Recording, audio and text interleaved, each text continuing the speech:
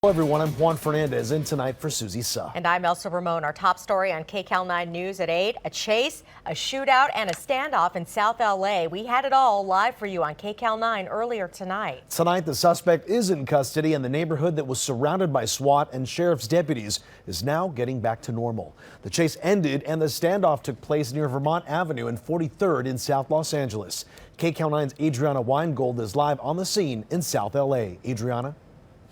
Well, Juan, still an active scene out here. Take a look behind me. You can see where that sheriff's deputy's spotlight is shining onto the home. That is where the suspect was holed up this afternoon for a couple of hours. Now, earlier we saw children and their parents coming out of homes on this block being escorted out by deputies. Those families have since been allowed back on the street, but a very tense situation earlier this evening.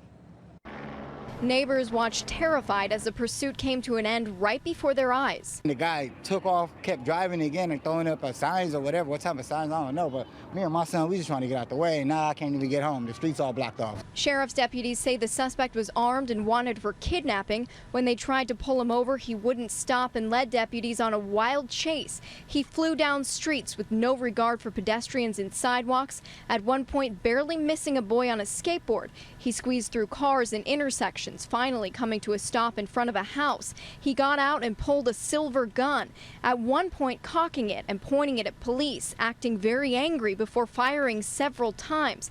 Police fired back, striking the man, which we are not showing you at this time. The man walked into a yard and onto a porch. Neighbors say they saw the entire thing unfold. The family inside the front house and back house were escorted out by deputies after the suspect holed up on their front porch. He said, like, oh, they kicked down our door. We live in the back house. They made us come out because, you know, he still was sitting on the front porch with the gun. During the intense standoff, neighbors and children were taken out of the back of the house.